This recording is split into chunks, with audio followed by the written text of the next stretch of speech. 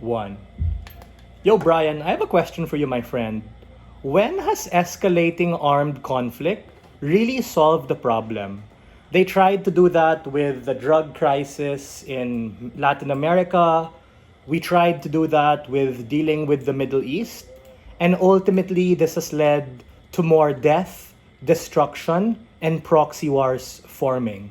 Another question I have is, as an average reasonable person, taking a look at the most recent conflict, Russia and Ukraine, has adding more money into that problem on either side significantly ended that conflict?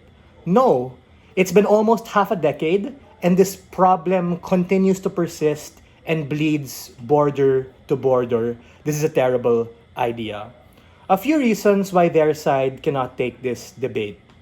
Number 1, side negatives case is the definition of a sunk cost fallacy.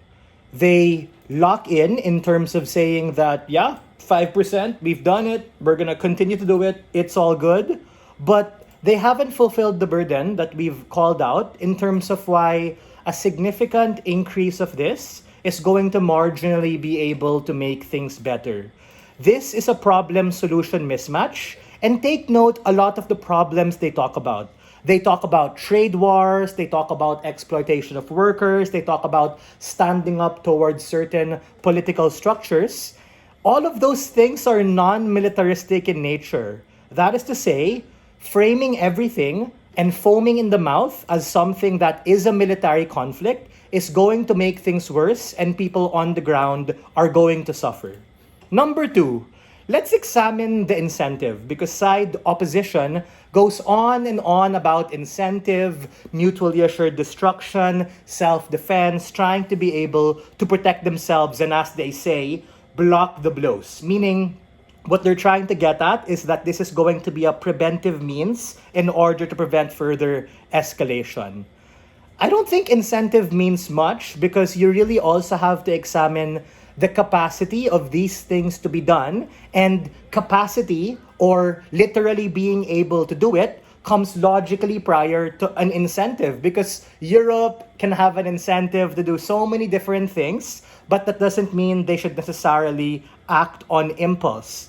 Like what we mentioned to you, which was not really responded to, the idea of the US hegemonic power having military control and how people on the ground do not want it. And even if they are able to have all of this funding, these men, women, and children are going to disproportionately get hurt and dragged on into multiple forms of conflict. The third is being able to talk about their idea of, yeah, man, the US pulled out of NATO, so Europe has to stand up and do it. And my point of information to LO still stands, right?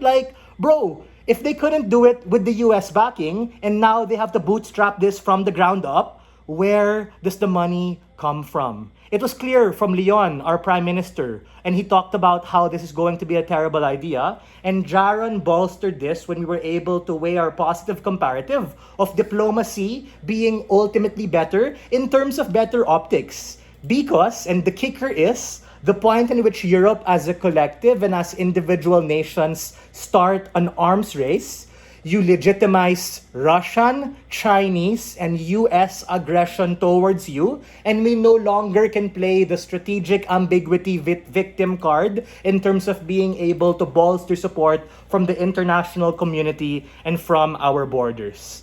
Ladies and gentlemen, just because we want to or we can do something doesn't mean we should. We need to be able to examine how these things affect these people, and we think it literally brings death. We are very proud to stand on side proposition.